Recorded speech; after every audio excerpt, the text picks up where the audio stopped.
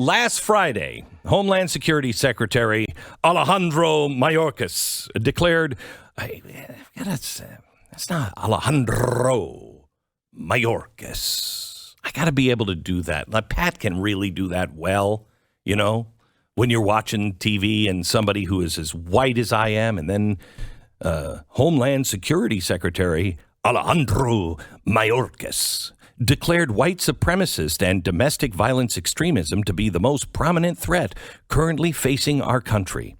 The timing couldn't have been more perfect because just a few hours later, a jury in Grand Rapids, Michigan, exposed the Justice Department's largest alleged domestic terrorism case in the last 18 months as a failed FBI entrapment scheme designed to smear conservatives as white supremacists ahead of the 2020 election. This article is from the Federalist, I think. Yes, the Federalist. By refusing to convict 4 men accused of plotting to kidnap and kill Michigan Governor Gretchen Whitmer before Election Day, the Grand Rapids jury seemed to side with the defense attorneys who argued their clients were not domestic terrorists, but entrapped by undercover FBI agents and at least a dozen informants who planned and funded the kidnapping operation. The key to the government's plan was to turn general discontent with Governor Whitmer's COVID-19 restrictions into a crime that could be prosecuted, defense lawyers wrote. The government picked what it knew would be a sensational charge, conspiracy to kidnap the governor. And when the government was faced with evidence showing that the defendants had no interest in the kidnapping plot, it refused to accept failure and continued to push its plan. Now, what's interesting about this is the guy who was overseeing this particular operation has been transferred. He was transferred to Washington, D.C., given a promotion, and he's the guy overseeing the January 6th plot. Okay, so the FBI is very, very, very busy because they know white supremacists. That's what is coming for everybody. Okay. Be careful. You may not be white enough. Okay. Because I hear it's an albino mob. Okay. And the first sign, that's why I'm wearing pink contacts right now. First sign you're not really an albino. Oh, they burn it's like a hexagon in your front yard. Yeah. I don't know what the hexagon has to do, but it's not a cross. It's another symbol for not being albino. The hexagon. Anyway, so the FBI is looking for these crazy white, really white, almost pinkish white extremists. And that may be why they missed Frank R. James. Now, Frank R. James, not an albino. He's, quote, a troubled man who railed against Mayor Adams and made bizarre, threatening rants on YouTube. So YouTube, he had a page on YouTube where he was saying crazy things like...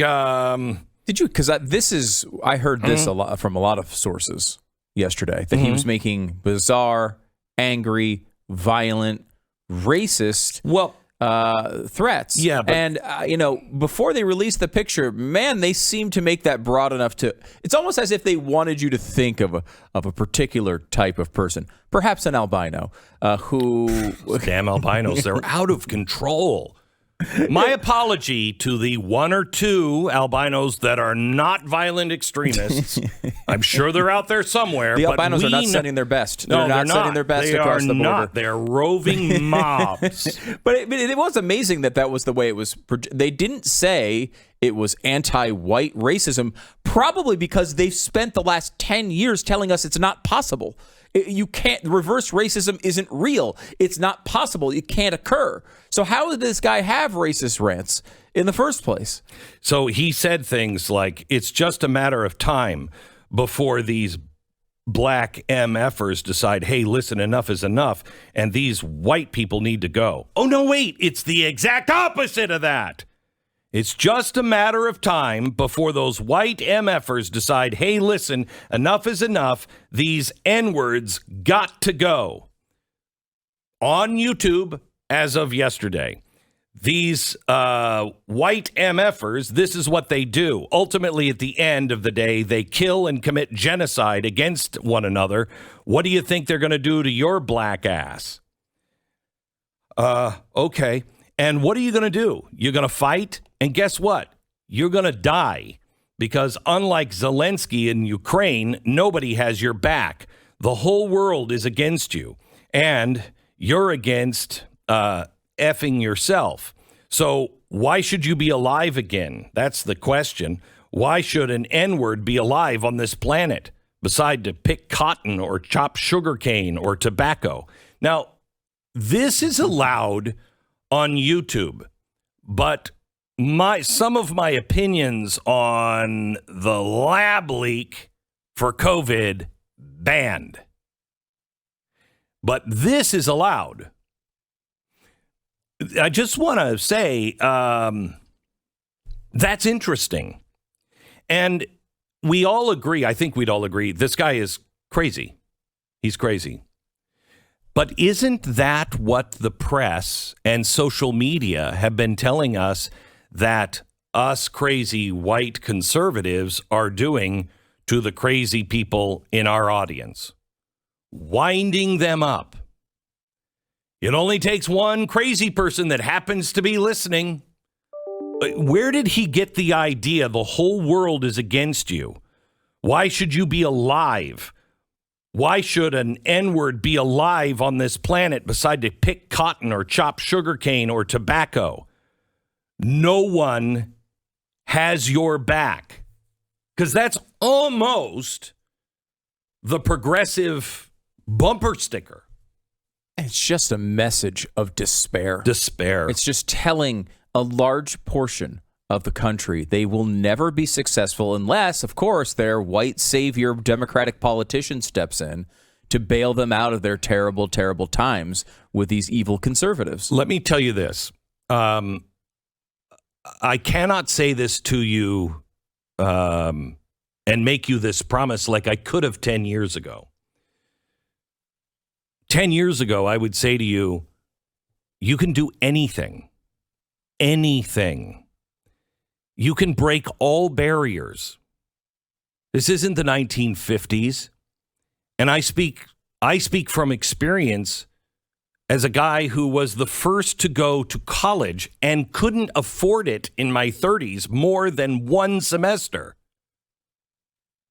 There's nobody in my family that was college educated. I made it. I built it. I went against the system. The system, I came into talk radio making fun, correct me if I'm wrong, making fun of talk radio. I went into television making fun of television, breaking all of the rules, doing it my way, not the way everybody else.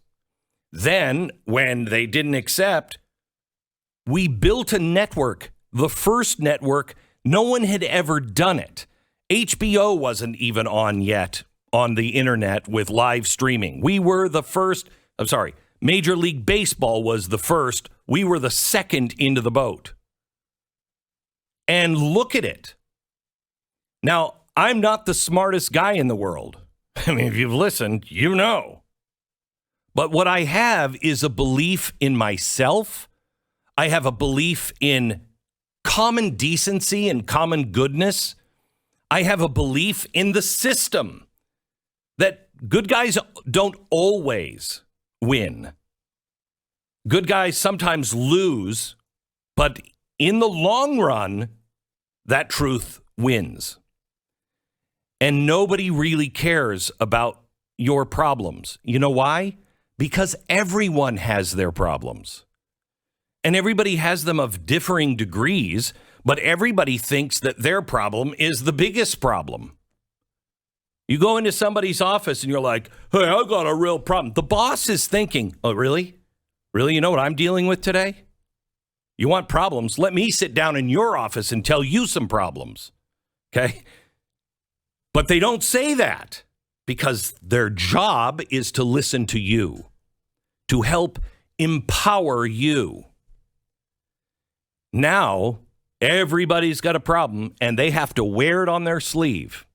Now, the system is so corrupt that unless you have money, unless you have the right point of view, unless you vote the right way, I don't know if you can make it.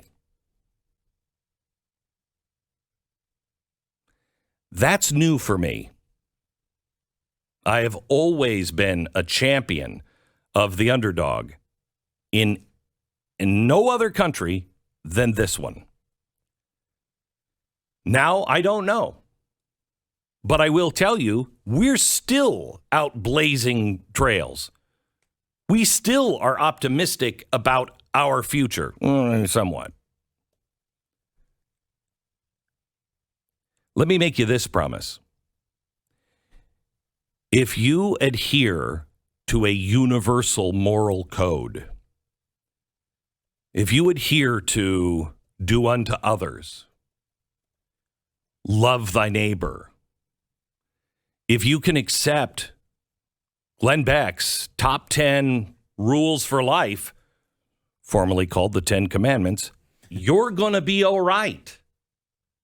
You'll make it. You know why? Because you'll be on the side of God, the universal truth maker. And as long as you remain on his side, everything's going to work out. May not be your dreams. I can't tell you. This isn't exactly what I planned. You know, when I started radio, this is not what I planned. In fact, this is nothing like I planned.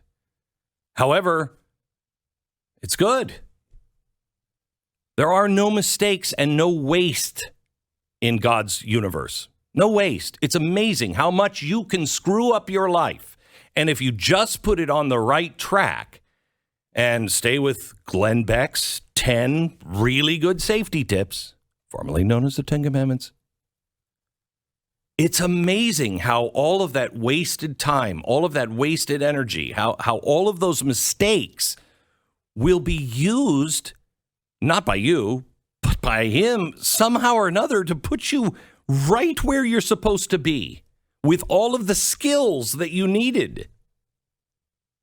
Don't listen to anybody who says you can't do it. Don't listen to anybody who is saying the whole world's against you. No, it's not.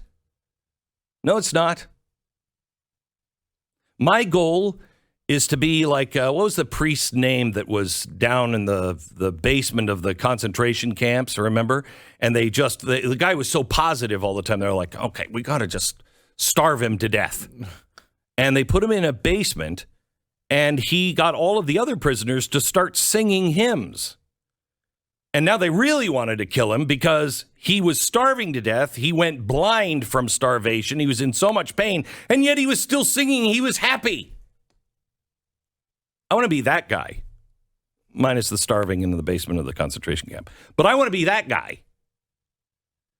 He didn't think the world was against him, and boy, he could have. He knew what was true. He knew the value of his own being. And he knew who he answered to.